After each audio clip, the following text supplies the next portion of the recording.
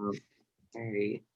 So I think we can get started. Zach wanted to moderate the session this time, so I'll hand it off to him. Yeah, so I was I did want to moderate because I feel like would be able to ask some questions that you'd be able to answer that other professors wouldn't be able to answer just based on my knowledge of your background, I guess, from working with you.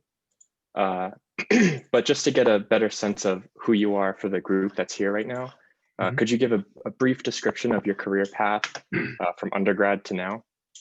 Yeah, totally.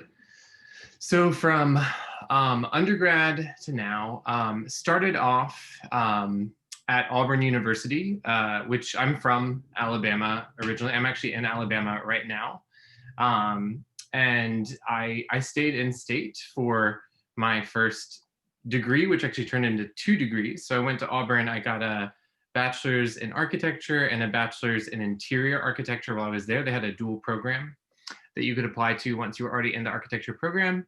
And had a great time at that school, and then ended up doing my 5th year at a place called the Rural Studio, which is in Hale County, Alabama, in a small town called New Bern that has like less than 1,000 people, I think, as its population. And that program was very instrumental to sort of my career path. So I'll take a moment to explain.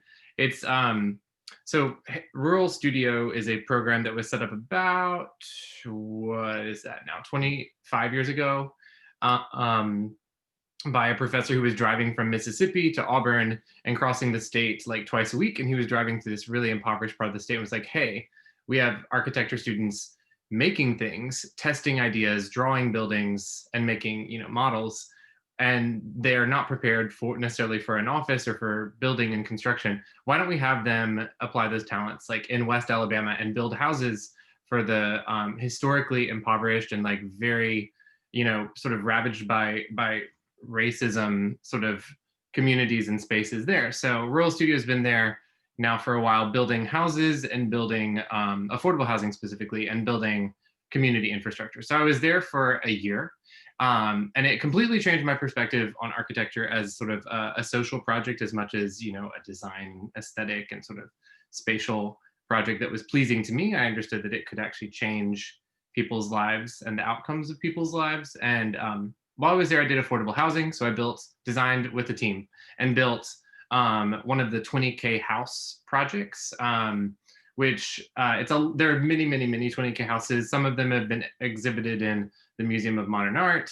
Ours was exhibited in the Museum of Design in Atlanta, and they're all over the place. If you look them up, you can find a bunch of them, and they're all exploring different ways of sort of living at a small scale in an affordable way with minimal systems and with mostly off the shelf, well, pretty much all off the shelf simple materials that any contractor can buy. And a piece of that I want to highlight that normally doesn't get sold too much to the to people who are sort of talking about it. They talk about the architecture. I got really excited and interested in how this was supposed to be an economic engine for small rural places to empower contractors to build in place, to not have to design a module that gets shipped from somewhere and bought at a low expense by the people there, but that it's actually putting money into the town or the region or the county. And that was really important to me and really shifted my next move sort of into plain sight. So there's a move before that next move. I worked in Atlanta and got licensed for 2.5 years at 2 different firms, a big firm and a small firm, a cute mom and pop firm that I could go on and on about, but I won't. But the next move after that, which was really set up by that kind of economic engine part I was describing, was going to the GSD. I realized somewhere around the time I was in Atlanta, my boss was a professor that I wanted to teach, and that I still had a lot of questions that were unanswered from Rural Studio that just architecture practice wasn't quite letting me get at. So I applied to the Master's in Design Studies in Urbanism, Landscape, and Ecology, which is this post-professional sort of systems-based thinking program looking at urbanization and basically the built environment as part of a ecological system, part of a network, and thinking about it all more strategically, coming back to that idea of that housing is not just housing, it's actually an economic force that can change the shape of the futures of entire regions. So that's how I got to the GSD. Was there for 2 years and then started teaching right after getting out, and have been teaching at Wentworth since last year for a little over a year, and also at the BAC. At the BAC, I teach master's in architecture programs, also now in the bachelor's program. And then I teach in their master's in design studies in design for human health, which has been a lot of fun. That one took me by surprise. I've really enjoyed diving into that and understanding more about how health is implicated in these social and spatial justice questions. And then here at Wentworth, I teach, taught several studios, Studio 3, Studio 5. I'm actually going to be teaching Studio 4 in the spring. Looking forward to that. And then I'm now this summer, I was the director of Summer Lab, and then previously Summer Fab. And then this current semester, I'm also the director of the Future Lab, which is a co-op, creative co-op between Architecture and Accelerate. Okay, sorry, that was a lot. That covers the then to now. No, you stayed very brief. I appreciate that. But when you were talking about kind of what brought you to the GSD, it sounds like at the beginning of your education, your architectural education, you were really open-minded. You didn't really have any expectations. I'm curious if that's true or not. Did you go into architecture hoping to get something out of it in particular, or were you just ready for whatever came and then pursue that? Yeah, that's a good question. So I think the only way I can answer that is by talking, and then maybe this is because I'm at my parents' house in Alabama. I can have to talk about like my sort of upbringing a little bit. So my mom is an artist. My dad manages her, like I'm surrounded by lots of like weirdo art stuff all the time, like this thing behind me. Our house is quite contemporary. And I grew up like traveling with him and seeing art and seeing amazing homes from our clients. And so I was immediately just like, I'm jazzed by this. I get it. I'm interested. Like I would talk with the architects. I'd be like, and you did that and you did that and that. And they're like, wow, he's like picking up on things that like the clients don't get when they live in a house for 10 years. And I was like, 11 or something. So I was always like really into this idea of designing not just the thing, but designing the space and the ideas of pattern and repetition and sort of almost playing games that with the design of space. It was always kind of fun to me to decipher these things, and I think that's in a way what it always was it was like diagrams and deciphering and understanding the core ideas of stuff. So I went in just knowing that architecture like fit better than most other things, and then I think I've now understood that there was a lot of underlying interest there about deciphering the built environment. Like architecture was a way to see the way that the world is constructed, like socially and physically. And then that's what kind of blossomed eventually into me going to the GSD and expanding to more of like the urban and ecology side of things. Yeah. So it's almost like those underlying interests, you didn't have words for them, but you knew they were there. And so through your education, you were able to kind of piece things together and make those connections from like your past to where you are now. Yeah. That's really nice. And though I am wordy, like I think this is important in a like architecture space, is like I don't know if I ever would have come to all of those same realizations without like design communication and visual communication. I think that's like it's been interesting how that's been a way in at an early age when I didn't have any of the concepts, like the recognition of like pattern and whatnot through design and logics of ways that people were thinking through design was something that I was able to pick up on and make accessible. And I think now that's a key strategy, as with many people in design, is to use design to explain and to convey ideas. Yeah. Well, let's talk a little bit more about where you are now. So, and kind of try to make connections to like your education. So my question is, what do you think the main difference is between your time at the GSD and your time here at Wentworth? And if you're able to make any clear distinction between the pedagogy from the GSD or Wentworth, or even you can link this back to Rural Studio or your time in Alabama too.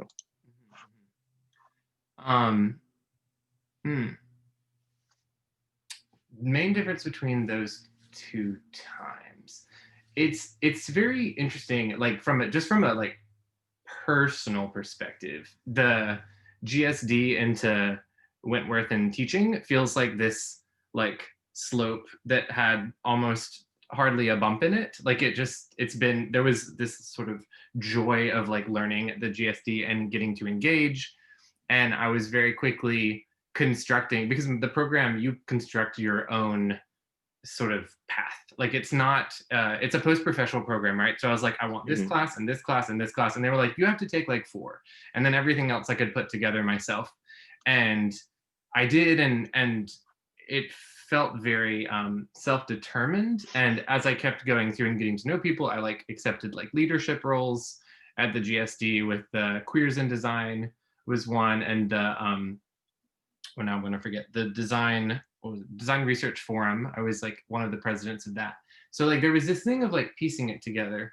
And then I feel like that's what it feels like also to teach. So like from a personal perspective, it's crazy how much alike those two experiences feel. But I don't know if that's quite the question. Maybe I should talk more about like the two different spaces as opposed to my way of like moving through them. Well, so I think that maybe what I'm most curious about is kind of the way that students learn or the way that teachers teach, if there's a clear distinction between those. Because obviously the panel here, or not the panel, but the war group and everyone else that's on this call they only know Wentworth education. And so I think it's interesting for us to hear a perspective from another institution where we're not as familiar. Totally. One thing I'll tell you the very first thing that comes to my mind in that is that I think that Wentworth has an incredibly tight-knit, close, caring faculty and student body. And that sounds like, that it sounds like the answer for the Sunday school question is Jesus to say that. Like, I'm not trying to like blow smoke here or anything. Like it is so true. That I think that there's something really special about how nurturing our environment is, and I did not see that in definitely not at the GSD in the same way. In the GSD, it was harder to come by mentorship, which I thought was like a little bit too bad because there's so many good people to be mentors. But I think here I see a lot of my colleagues like very actively investing in folks. And a lot of students pretty happy to be on the other side of that. And if I bring in Auburn into that equation too, I would say that's even true, like thinking like, master's versus graduate school versus undergrad. Yeah. I think it's also true when I compare it to Auburn. I wish I had a seminar to compare things against, because I took a lot of seminars at the GSD, and that's the main sort of thing that I'm like, how do this kind of apples to orange things, where I was in a lot of like reading classes and heavy kind of engagement with text and blah, blah, blah, and less making. So I don't think I've seen the side. Yeah, less studios. Yeah, at the GSD. I think I've been overly studio exposed, or at Wentworth.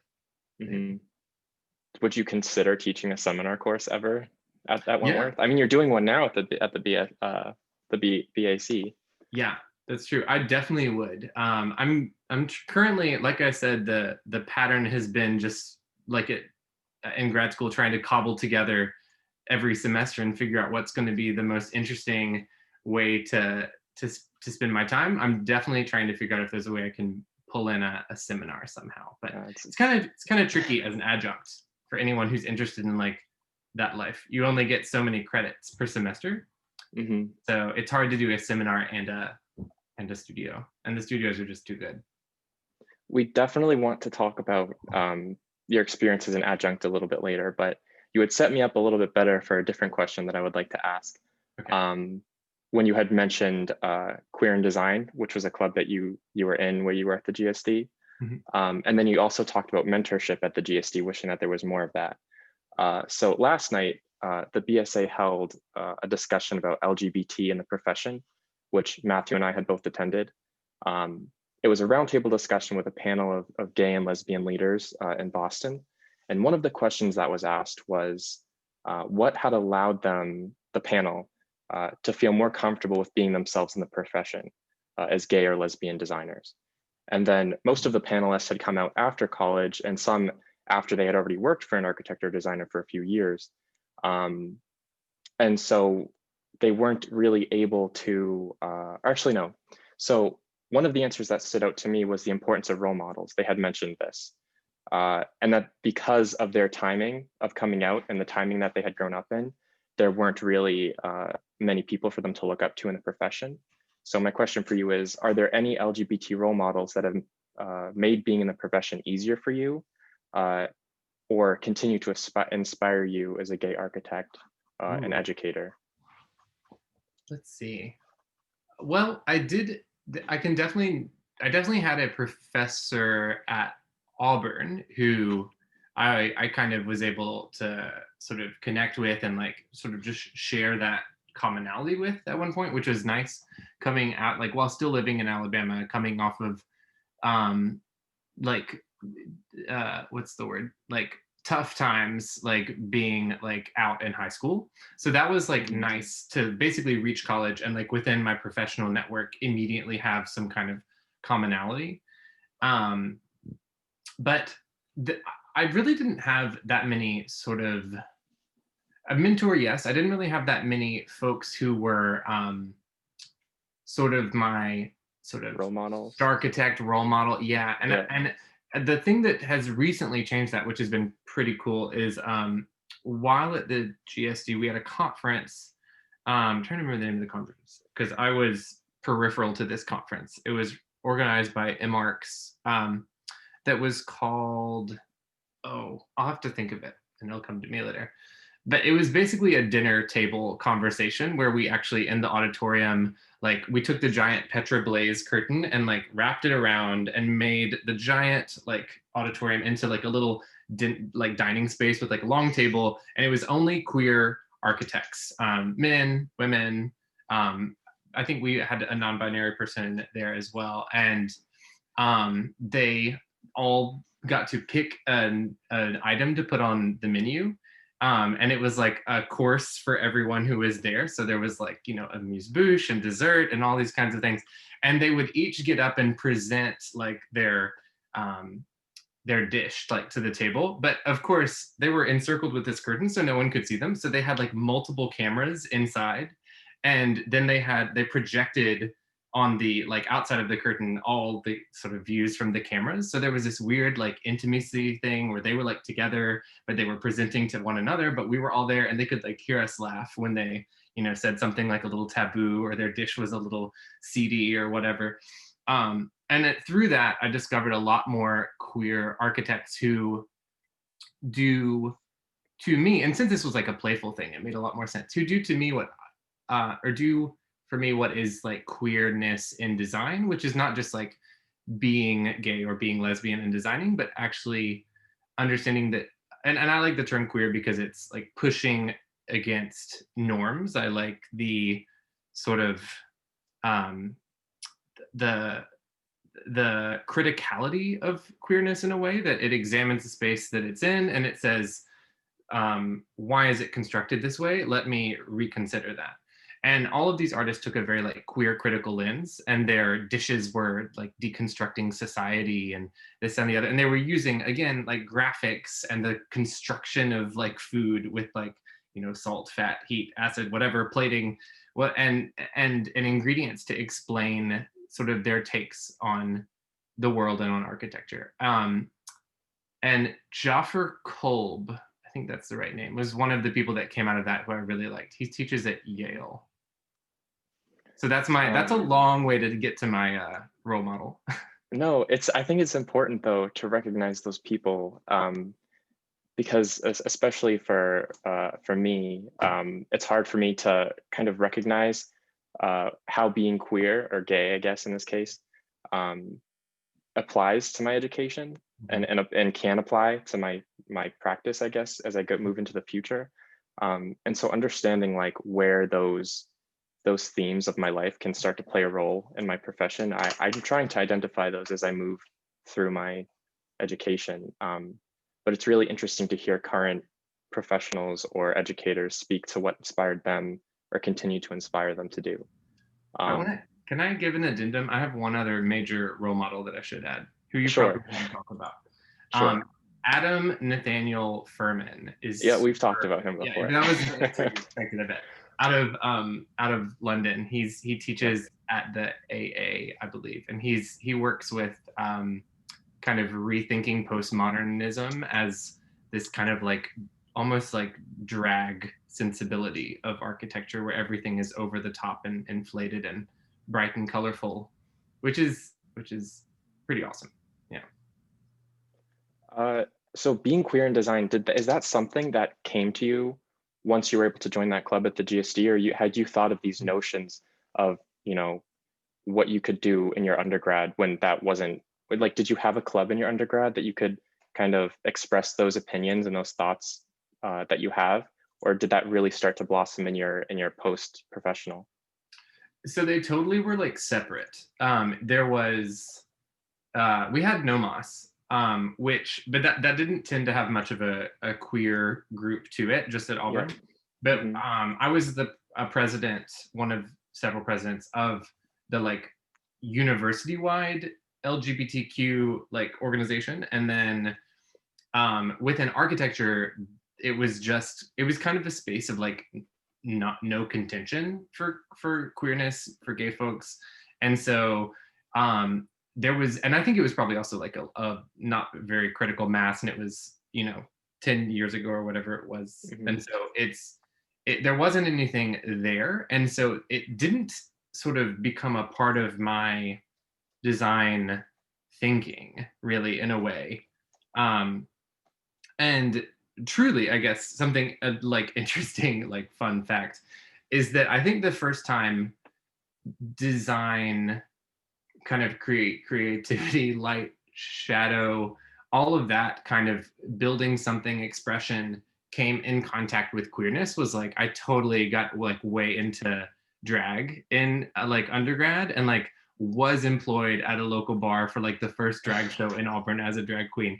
And so I was like desperately seeking a way to connect sort of the skill sets that had been developed throughout school with queerness, and there was no clear path. So that was kind of this like interesting mold that I found. And then from there on, it did feel like the two worlds combined, and the ideas of aesthetic and ideas of representation and expression like really shifted to include a lot more of a queer angle. It's wonderful to think if you are able to do some sort of a seminar course about these kind of things, because it really is something that isn't a part of the educational or the academic climate right now. And it's something that I think would be welcomed right now, especially with, just what's happened over the summer with all of the recognition and the conversations that have begun, to start implementing courses like this. And even at a school like Wentworth, where I think there may be less of a presence of LGBT, as far as we know, because you never know. There could certainly be people who are uncomfortable because of the way they perceive the school and just are not out yet. But regardless, I think that this notion of queer culture should be explored more, and the way it can, affect design could be really interesting. I would love to explore it more personally. So thank you for sharing that.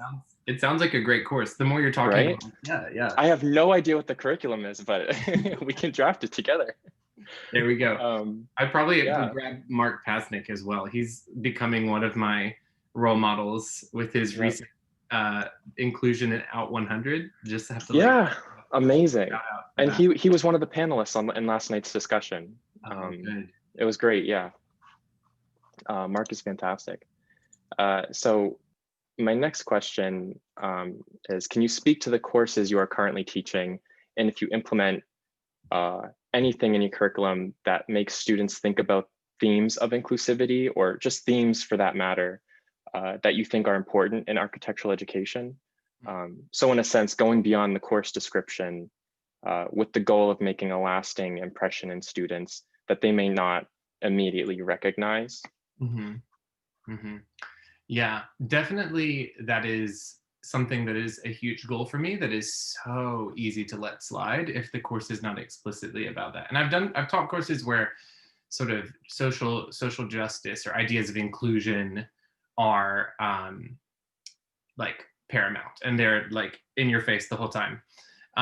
Whenever I write a course myself, I feel like it gets more like that. But like a studio, it becomes more difficult. So like I think there's like two ways to do this.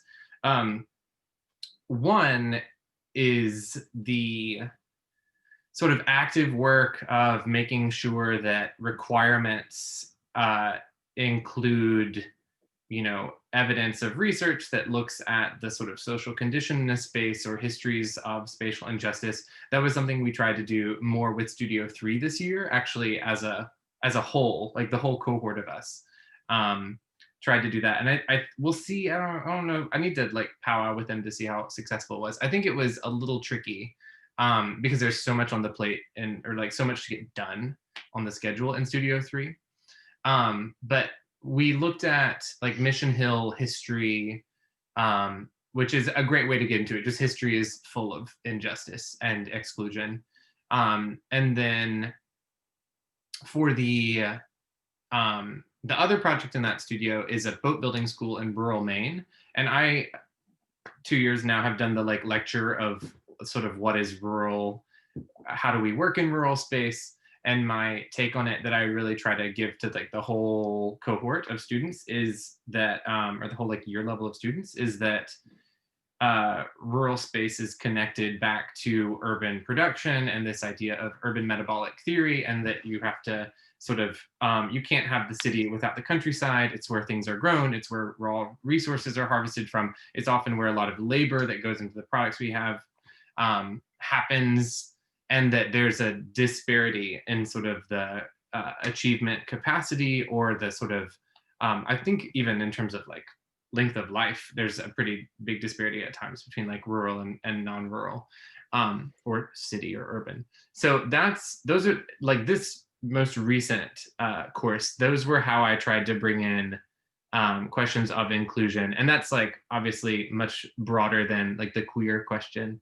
Then the more passive thing, which I wanted to hit on too, aside from sort of ticking boxes in a syllabus or whatever, or on like a, turn in this research for your midterm, is the I don't know. I'm trying to decide if I want to say this is trickier, if this is actually easier. It kind of depends on who you are and what your like lived condition is. But it's the constant like nudging, and being the person in the room who is like a little bit sensitive to, and like ask the questions, okay, this assumption we're making about space, who is being harmed, who is not being included in the decision, in like renderings, and the way that you talk about it. Like, for example, Future Lab right now, the thing I'm running with Accelerate, the creative co-op, students were making, it's all white men in the co-op right now. And when they were like picking their sort of stakeholders, they're inventing their own users.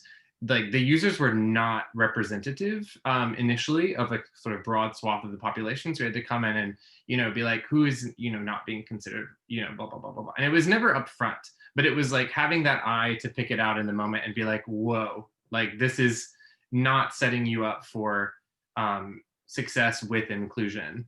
And I think some of those things can be as small as when someone's rendering has like only white people, to be like, that is not Boston. That is somewhere in Scandinavia. That is not Boston. So it can like be really scaled up and down, I think. But all of those little pieces, that sort of death by duck bite of realizing our own assumptions, is I think actually really important and maybe undersold sometimes. And then if I'll just briefly say, the other class that is like very much about this inclusion thing is the one that Zach, you helped me with over the summer when you were working with me, which is at the BAC. It's called Health in the Hinterland, and it focuses on, much like that lecture that I gave to Studio 3, it focuses on questions of rural and urban disparity, how things are made, what happens in the countryside. So we looked at things like energy production, resource extraction, agriculture, all of these things, and understood not only like that that's a lived condition, right, that's distinct from what someone in a white collar job in an urban space might experience, but that all of those processes, all the processes we were looking at, we were interested in, or we are interested in, the spatial externalities that impact health. So looking at pollution, looking at where does like all, you know, where does all of the pig feces go from like a giant like pig farm, and it goes into like one giant lagoon, and it just sort of sits there and it gets sprayed over crops. And like all the people who live nearby in places like North Carolina where this is really common, all the people are usually poor and mostly Black, and there's incredibly high incidences of health problems related to asthma and other breathing issues, heart issues that have to do with the spatial externalities. And so that's why that course is called Health in the Hinterlands, is that whatever political frameworks people try to come up with as to why one person's condition in one space is justified versus another person's condition in another space, you can't get away from the fact that the processes are actually physically damaging people's bodies, and that we're complicit in that process if we do not, you know, stand against it. Yeah, I mean, definitely from over the summer, it's apparent that there are these policies in place, these political policies in place that make it difficult for things to change and for people to be treated better, especially under those kinds of conditions. But what I also learned was that it's really, as an architect, our job can be to be a catalyst for these kinds of changes and push policy in the direction we want to see it in. So I wanted to ask another question, what you think this generation of designers can do to make the built environment more inclusive, and not just for LGBT folk, but for Black, Indigenous people of color and other underrepresented groups, especially because of the pool that you see within architectural education, which is still majority white male. How can that change? What can we do, or what advice do you have for that, if any? That's such a, gosh, if only loaded. I had, let me give it a shot. Opinions are welcome. Yeah. Yeah. What, I mean, could there be a more important question though in this set? I think that I think it comes, I kind of want to sort of put it in that same framework as the how do I teach this is also like how do I do this, that there is the direct work that you do actively of what, I mean, if you're in a position to like pick jobs and have the power to sort of begin to shape how clients are thinking, which is at like higher up level in a firm, I think that's really important to be the sort of salesperson that we are to the people who like pull the levers of power. Like that is what we as designers do. I was just writing a post on one of the classes I teach is like asynchronous, and so teaching happens whenever I can get to the keyboard. And I was talking about how like designers' job is about, and I was sort of justifying a focus on drawing and representation. Designers' focus, architects' focus, is to convince the client of what to build. We make arguments and we try to set them up for the best outcome, whether or not we think that's like whatever amount of like outcomes that like or whether however many stakeholders that includes, like we're in charge of like trying to think through that outcome and present it to them in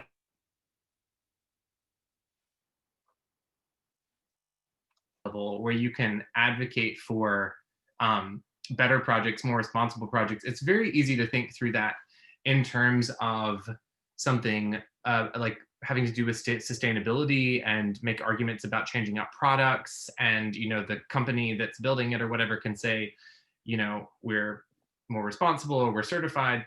But I think building up a similar system within social questions and spatial justice questions is really interesting and trickier, and it probably comes down to more research about communities and making sure that that becomes more of a commonplace conversation in offices, like in a way that urban design thinks about who is impacted beyond the limitations of the site more often. So I think that would be like the direct one, and then like the indirect one is also important. Again, is that way of making sure to like do everything you can to very passively day to day help shape like a healthier uh, workspace around how colleagues are treated, what the conversations in offices are, like all of these, you know, bigger decisions about how you even think about a projects, like their roots lie in the art, in the designers and architects like day to day experience. So just being unafraid to state your pronouns, which I didn't necessarily do today. It's on my, if I like, it's on my thing. State your pronouns, you know, up front, or have questions in offices about Black Lives Matter, or like whatever it may be the topic at hand, and make sure that these questions are not taboo, because how do you move forward to having the conversation in the environment where work needs to get done if you can't have it in sort of the social like lunchtime space? So yeah, I think that would be my best guess at how to get some of those things started. Yeah, it's definitely a head scratcher, because it's definitely not a one solution fixes all kind of question. But I was also preparing to join NOMA today. Like that might be just like kind of helping with your pocketbook and also aligning yourself politically with an organization that's supporting minority architects. A simple one. So I want to move on a little bit. We had talked about you being an adjunct earlier, and we had spoken with Jen Gogler early in the year about alternative career paths in the profession, as well as careers in academia. And she had spoken a bit about the difficulties of teaching right now and the need to pursue supplemental work, especially as an adjunct faculty. And so I'm curious, do you feel this way about your current role as an educator and now an independent designer? Or are you able to find a good balance between those two? I'm glad you bring that up, because I didn't, in my like to the current moment, I didn't speak about the fact that I've just recently started an LLC with my roommate and become Make Do Studio.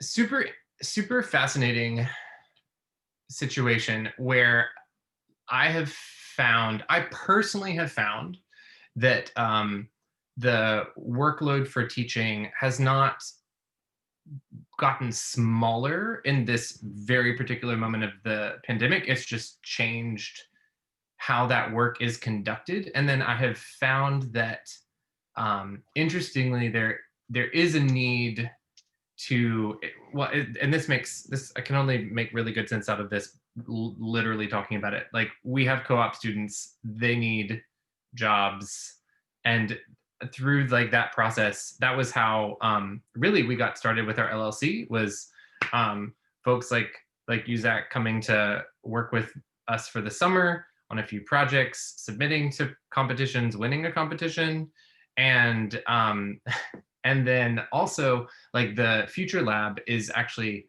there to support students who need to fulfill a work study requirement. So I count myself very, very lucky, and I'm very grateful for what the Institute has been able to do for me.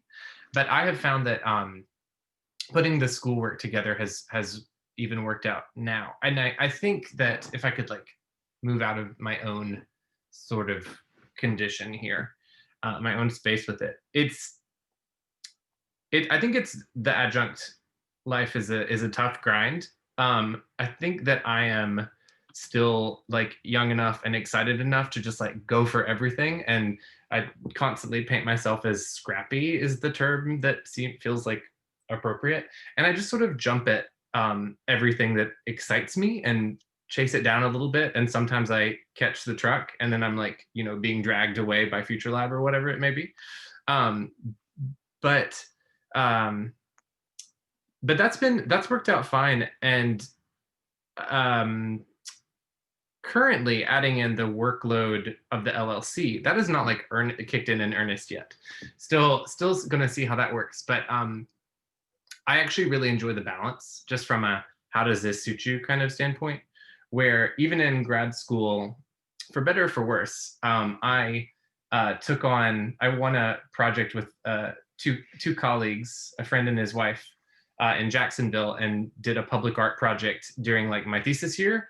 And like we designed it, we got it built, we had multiple meetings, with the city. We'd be like in the thesis room at the GSD, like everyone else is like working away on thesis, and we're having calls with the city of Jacksonville and like fighting over like $1,000. But like, and like talking with manufacturers and all this. And for me, that was kind of the only way for it to really make sense. That there was this kind of balance of like seeing things happen and working collaboratively with people while also pursuing my own kind of intellectual passions. And that is exactly what is happening now with my sort of teaching and LLC split.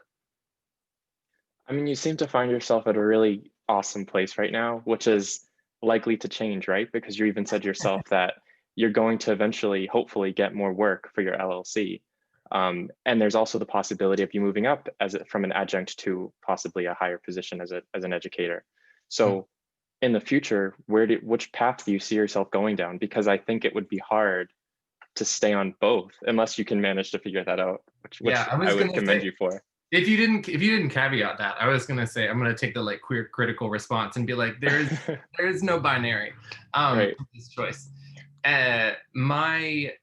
So the most immediate thought that comes to my mind is my boss in Atlanta at Gamble and Gamble Architects, Michael Gamble, who was the guy who saw me at reviews at Georgia Tech, where he worked, and he was like, "Wow, you like really enjoy this, and the students are getting actually a lot out of what you're saying. Have you considered teaching?" And then I had no idea about that. He said, would you go to Harvard? I was like, I don't know. And he was like, you're going to apply, and like made the decision for me, basically, because I just didn't even know what I was getting into or wanted.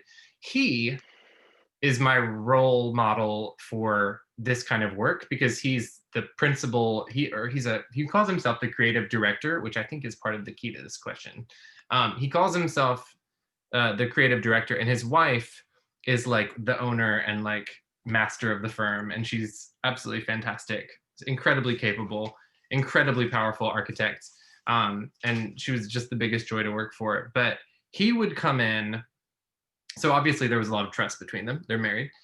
He would come in, at the end of the day. He would work at the very, very beginning of the day before he had to go to class, and he would manage certain parts of the firm's work where he would, get their help get jobs. He would liaise with the university to pull in students when they needed to hire folks or have interns for the summer, and do competitions also like sort of with the university that would have Gamble and Gamble as a part of it. And then Leanne was the powerhouse, like running the damn thing and making sure that things were like totally coordinated, handled, books were balanced.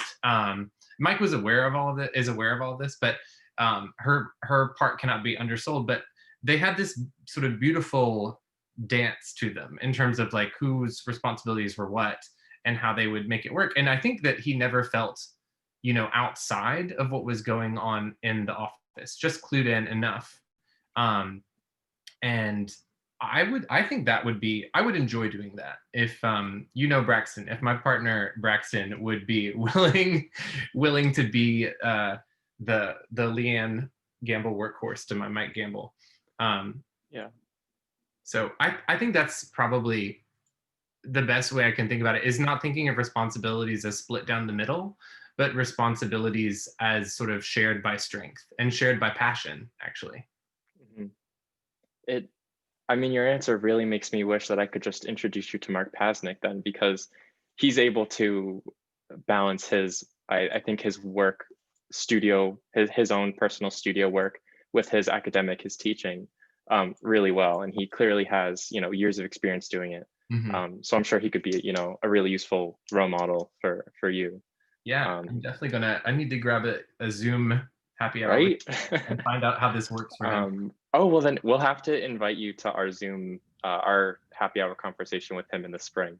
Yes, yes, please. And we can even discuss similar topics if we want. So it's 6:47, and I think now is probably a good time to open up questions to the audience. If anyone has any questions, they can either write it in the chat or they can go ahead and unmute themselves and ask. I think it's really interesting how you didn't really see kind of yourself as queer and as a designer together. And I think I also feel the same. Like when I started college, it was kind of the first time I was out as a gay person. Um, but even still in my studio, it was kind of like all men, and I didn't know if any of like they're all kind of like macho and very straight, except for I think one person. Um, and I was like, this doesn't seem right. But then when I went to Mark's studio, like I don't think he ever explicitly said that he was gay. Um, but having the kind of, I don't know, the queer energy. I don't know, Zach, could you feel the queer energy with Mark? It's so funny because a few people on this call, actually, we had all had Mark second semester and he never teaches freshmen. So we were like this weird experiment for him. And he was to us, I think, without realizing it, because we had never had a queer professor, obviously, until then. And yeah, he did not explicitly say it. And we actually pondered for a while whether or not he was gay. And when we found out, I think Matthew and I were very happy, and it just Yeah, kind of made things so much easier for us. Yeah. Like it's amazing how having that figure, especially as a professor, you could just be more comfortable, and you don't have to put on a whole separate act. Right. But yeah, It's I don't know if that. I'm sure like that's also this same. I'm sure other professors or instructors would say that that feeling like to some degree is like is I think very mutual of just having a moment where you're like, oh, like there is a commonality. Where and it's the interesting thing where like it's a smaller commonality than like you find that you share with other people like in programs. I don't know, if I found someone else from Alabama, I would also have that like, oh, like, okay, cool. Like some like there will be undertones to what I say and like or undercurrents, I mean to say, that to what I say that like it'll just be smoother. Like you'll pick up on it. Yeah. And it's so interesting how like those little connections for whatever people's affinity are good and helpful, I think, in the personal dynamics of studio mentorship work. And it's too bad that so much of the time like uh like identity around sexuality and I guess maybe less so gender expression, but like more sexuality gets like sidelined because of like the like sex part of sexuality, that it feels like it's outside of the professional realm, but it carries with it so many other sort of pieces of the puzzle of the individual. Is something that just sticks in my head, is like it's too bad that it has like there remains a taboo in a way because of the sex part of sexuality. The sex part. Yeah. Yeah, I know Matthew had said that, but I definitely struggle with incorporating that as well. I think I know like at Wentworth, I mean, I know Zach, obviously, and I know you, and I know Mark, and I know a couple other people from studio who are gay, but we never really talk about it in terms of, in like, not in terms of like being a clique or something, but what you had mentioned about that kind of that queer dinner that you had with all of those other people at the GSD, I feel like we should have more kind of like try to incorporate those kinds of moments, like maybe we have a queer happy hour or something, where it's not exclusionary, but it's kind of a safe space for people to gather and to talk about kind of their collective experiences.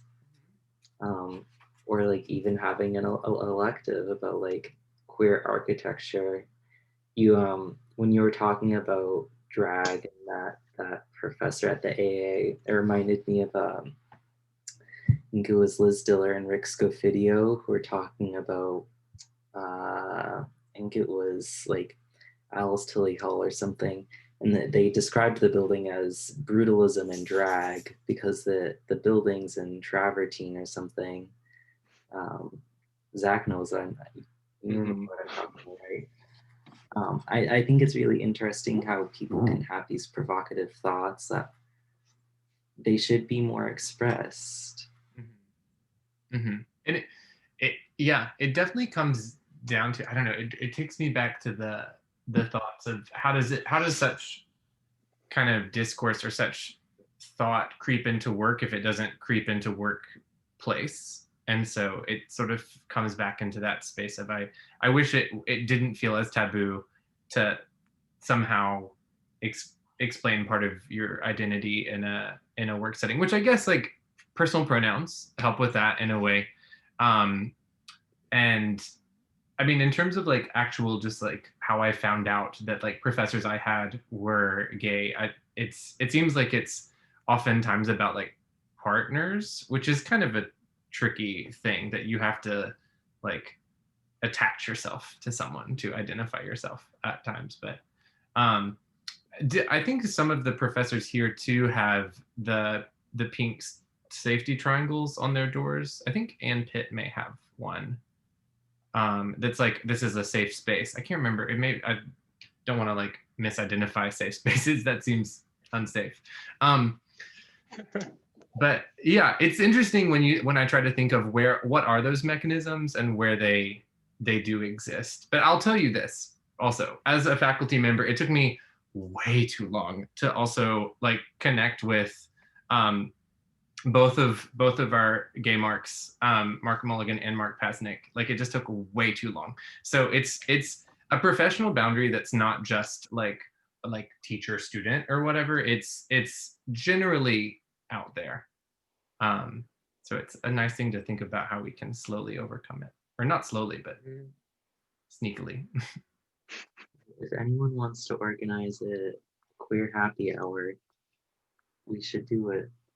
That's actually one thing, like as you know, I am straight, but like that's one thing like I would love to attend something like that, because especially like on the word taboo is like a really, like it is, and like there are so many things that like, every like things just like I have questions, like I just have things that like just, for most of the time my own curiosity, but also like there are things that I am like, sometimes I don't ask or I don't like bring up because like I don't know like what is, okay. And like, so like I would love, if that ever happens, invite me. I would love to, like I love hearing about people's experiences, and like I think it makes you understand so much more about like who they are as a person. Like I invite me. I'm there. Yes. I wouldn't, well, and I would never dream of any kind of queer event that was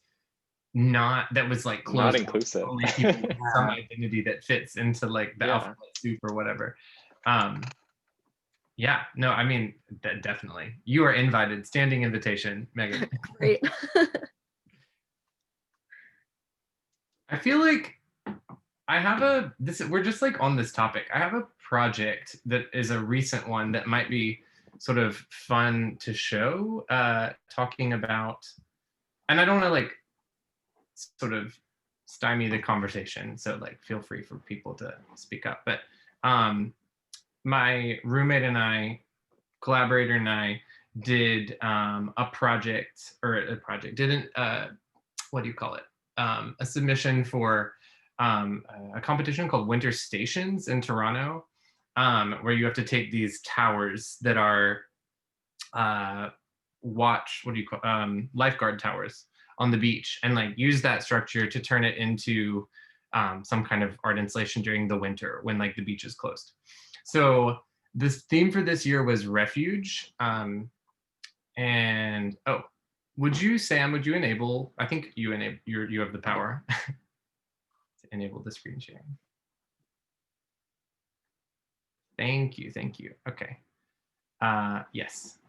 So this is the project that we proposed called Stalled, because the idea being refuge, I was like, oh, like I'm intrigued by how queer space, particularly, and I had to kind of caveat, be like gay male space as much as any other kind of queer space has been, and speaking like personally, has been so dramatically changed because of COVID, and because of the way that you can't gather, and like so much about queer community has been like a spatial thing of retreating from places like of oppression to places of safety, often secret, often enclosed. There's just like such a deep history of that. So we proposed this project, and I'm just going to read the text because I think the text sets it up well.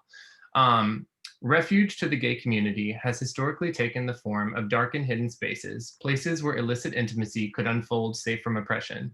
Within these spaces, bathhouses, bathroom stalls, underground clubs, privacy and publicness, intimacy and community commingle, becoming sites of self-discovery, escape, and found family. Characterized by touch, sweat, breath, embrace, these spaces have necessarily been paused, stalled, during the COVID-19 pandemic. A not so unfamiliar thing, given they were ravaged by a deadly infectious disease only 30 years ago.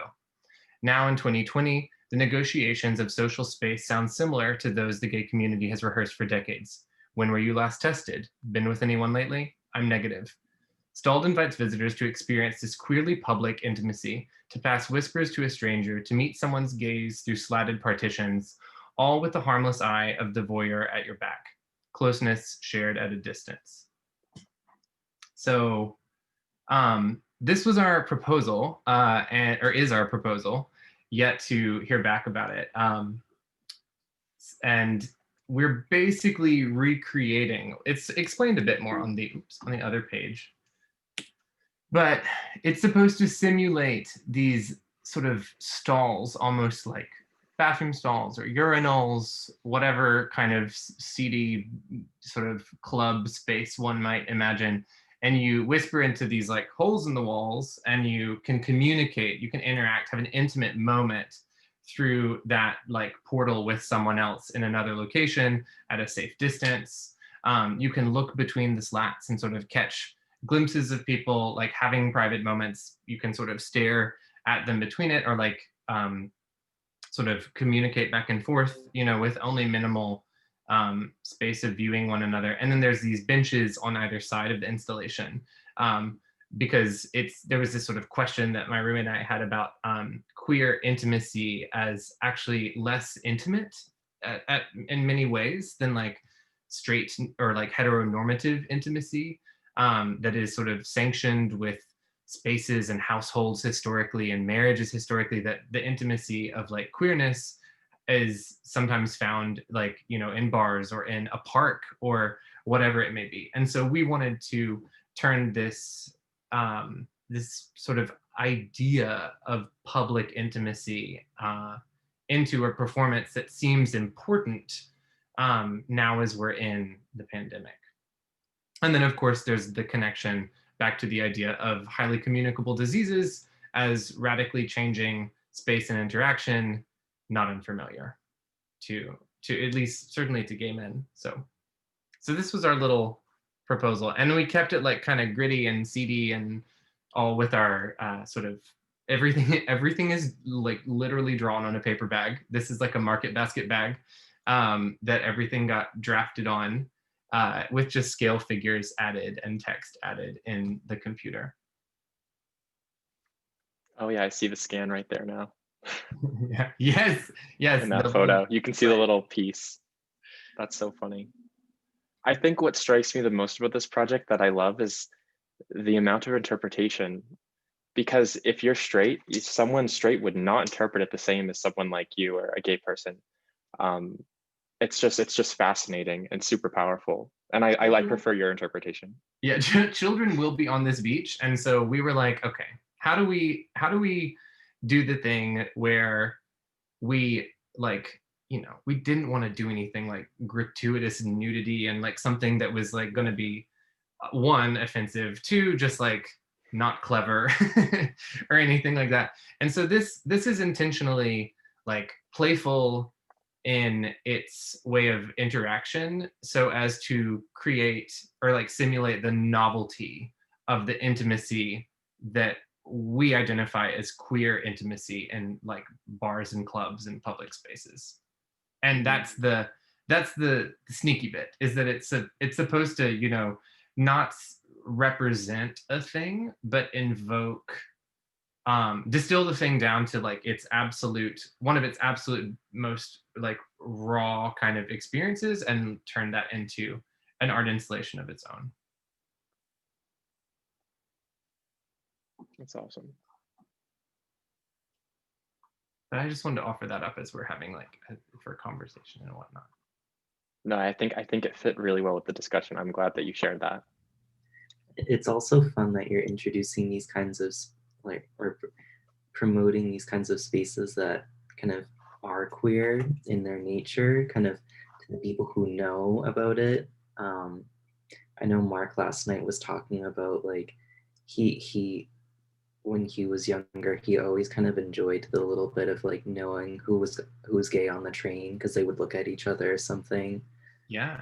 But this, I don't know, it's kind of funny because it's almost like the Karen's worst nightmare of the queer agenda or something.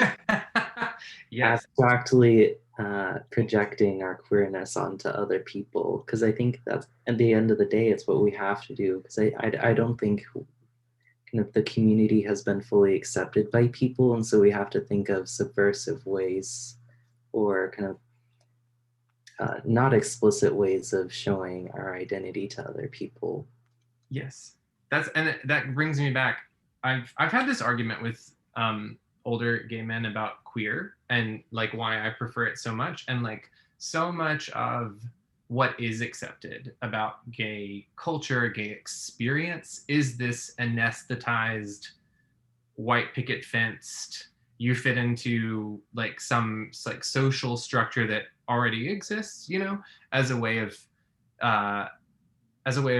making you fit into society, making it work. And so yeah, the subversion, it seems like really important to me. Like I don't want to, if Karen is okay with it, like that's not the gay I want to be. Like that's it's pretty much the long and the short of it.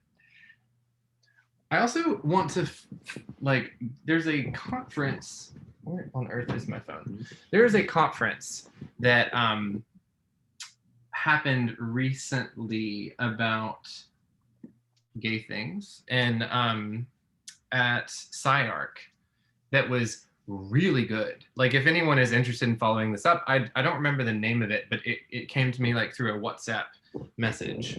And oh, here, I can tell everyone the name of it, like so it's on the record.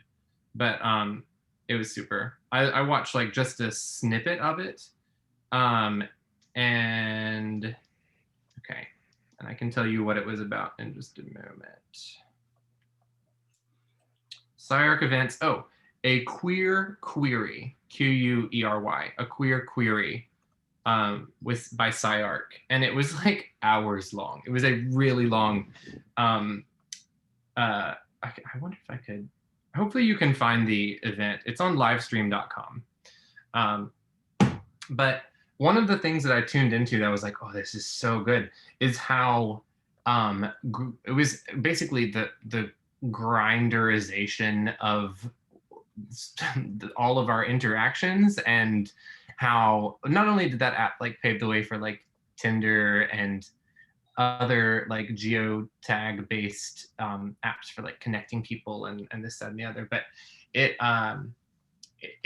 really looked at how has that changed what queerness like looks like, both personally and spatially, in terms of how you have to seek out a space, how you have to like go into that space and communicate with multiple people at one time, and that engenders like one type of social sort of network and social exchange, whereas like Grindr is like the one-to-one kind of thing, and that it's removing, you know, a lot of the it's also got that like Instagram effect of like everyone is overly presented, and I'm making it sound more of like a sociological thing and less of an architectural and like urban planning thing, but they totally brought it down to like urban design and planning in a way that was fascinating. So I highly recommend that. And I think that was by the guy I was saying is one of my role models, Jafar Kolb. Yeah, I definitely want to check that out, because the way you make it sound, it talks a lot about bringing those things that we think about, as you said, the sociological aspect of these things into the built environment, which is still beyond me slightly, that I would like to reach. Whenever someone can take something where I'm like, why is that architecture? That's not architecture. That's not design. That's not whatever. And then they can come back and then be like, oh my God, that is absolutely within the realm of like architecture and urban design. That's like, and planning, that's my favorite thing in the world. You can like sneak attack me with that connection. And they totally did it. I didn't think it would happen. I think like those kinds of moments that architects have, they always seem to have them as like, they're like, oh, this potato, it's architecture. They're like, look at the little divots and the concavity and the When convexity. it's good, it's good. When it's bad, it's bad. There's no in between. I feel like an ally for us would be like Beatrice Colomina. Like when she edited the book like Sexuality in Space, I thought it was like such an interesting kind of collection of essays. I was like, because like I feel like sex is pretty taboo in kind of like basically every aspect of our culture. But to kind of read about it, not about like literal sex like intercourse, but different kinds of sex and sexuality. I thought it was really eye-opening in terms of like finally like all parts of our identity are kind of coming out into into the environment that's kind of either implicit or explicit. Man, that just like spirals my brain off into all of these other pieces of, I don't know. I watched a movie last night with my parents. It was about it's called the Chicago 7, and it's about riots in Chicago when Nixon beat out Hubert, or I forgot who was running it to him, but Nixon won, and it was like basically the end of the kind of cultural revolution in the United States. It was like 1969, I think that would be right. And there was this like strange moment of inflection that I was kind of researching last night, like May 68 in Paris, when like there was kind of a Marxist revolution. And then here, you know, there was the sexual revolution, the cultural revolution, you know, sex, drugs, rock and roll, all that kind of stuff. And how, like we say, you know, it's coming out, it's changing, and it's totally like a record on repeat. You know, that's what everyone said then too. And I always have to wonder, it's kind of like the bubbleization that we all learned in the past, like, you know, 4 to 8 years or whatever, where what is the foil to our assumption of like how much we think the change is occurring based on sort of our experience, our lives, our social networks, and then also what is the kind of rebound of culture that is going to be necessitated by like need, be that like economic or whatever it may be. You know, how does like, that's like sort of when I think of baby boomers who participated in the cultural revolution, at some point like the carrot was sort of too good in terms of like carrot and the stick. The carrot was too good to like go after the sort of wealth and riches of like post World War II, right? And shift perspectives into doubling down on, you know, problematic perceptions of like space and neighborhoods and who should work and how they should work. But those were all people who were experiencing, you know, kind of a revolution in thought that was about autonomy and self-determination. And I guess it got twisted, right, into like, well, if you can't make it on your own, you can't like make it at all. And that's, so I always wonder when I get these moments of these sort of bright moments of like hope, I like immediately crush my dreams so that I can always be pleasantly surprised.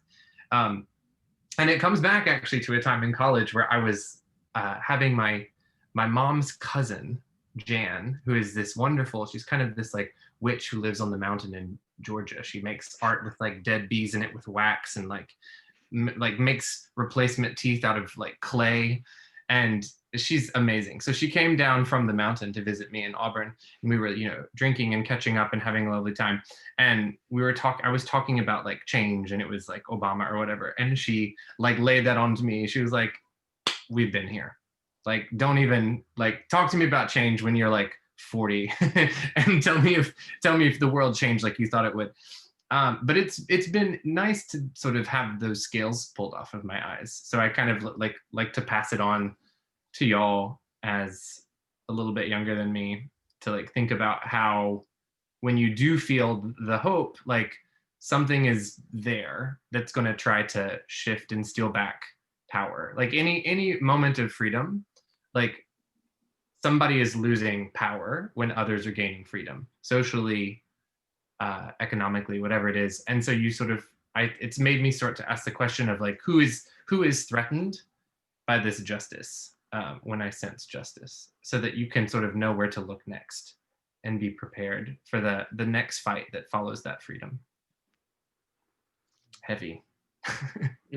Yeah, I think you know, I can't help but recognize how that applies to now, and how we're going through this moment where we're all, you know, coming off of a major change, and how, well, what we had thought Obama, right?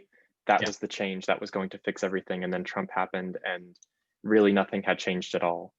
And now everyone's in a similar phase again, where Biden is elected, the president-elect. And we're all kind of starting to feel that slight complacency maybe, where we're like, well, the change will come with Biden. And I think that that cycle, unfortunately, might just continue repeating, where when we're 40, we're going to be noticing that, wait, nothing really happened. Yeah. It just cycles in and out from good to bad. It's really interesting to think about how you can make that a more solid message, right? To where something like, how bad does it have to get for you to realize, oh, nothing changed, or wow, we really need to work on this for more than 4 years, or 8 years, you know. It's a lot to think about. And it's a lot to think about in regards to our role as architects.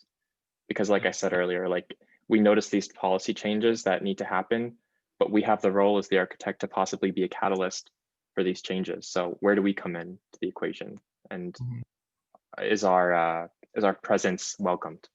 It is actually really nice. I was thinking about the architecture kind of piece of this and our role, and that it's not that this conversation has not left that space is like something I think is important for me to at least try to convince everyone and myself of, which is a thing that comes to mind is that the founder of the Rural Studio, a guy named Sambo Mockbee, he always spoke of, and I don't know if he coined this term, I've been trying to figure this out for a while because the AIA has an award named for this, but I thought Sambo came up with it, called citizen architect. And it's this idea that, you know, architects are, it's got like several like layers to it, and maybe some of them I've added, but the idea as I understand it is that that architects, of course, are kind of like Renaissance folk, like pull in a lot of information, understand a great many things in order to act, and kind of have this sort of citizen, like stakeholder knowledge in anything that we do. Like whatever you're designing, you have to like become, you know, the potter in order to make the pottery studio, or like whatever it is. And that architects also, like for Sambo's point, one thing that he adds to it, or explicitly adds to it, is about like being of a place when you're like serving a place, and not just like swooping in and doing the thing. But the undercurrent of all of that is like investment, like broadly, is so important for people who are creating physical change in space. I think that's his idea of like being of the place. So we sort of, I think it's incumbent upon us to be highly aware of the circumstances that we are acting in professionally, even if you don't know how to like build the thing that solves the problem exactly. Like you're putting in, to stick with architectural metaphors, like the stones or the bricks together that are either going to, you know, build up someone or like separate people, or you know, whatever it may be. And so to me, I don't know, it's important to always keep a broad frame of mind. In fact, like that was my intro to architecture class. One of our first assignments was every single day read the news, uh, you know, everything political, read local news, and read global news.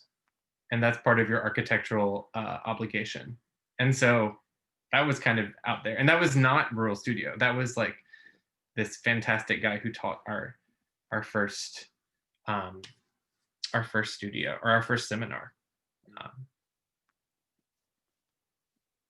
Yeah. No, this has been a wonderful conversation. And we're really glad that we were able to get you on here. If there's any more questions that anyone has, please feel free to ask. If not, we can Also, wrap it I up. want to say, hey, Jeremy, a former student. Glad you could make it. Hey, Sam. Nice to see you. Good to see your name. Oh, yeah. Don't worry about it. Don't worry about it. There you are. Cool. Well, if no one has any other questions, it was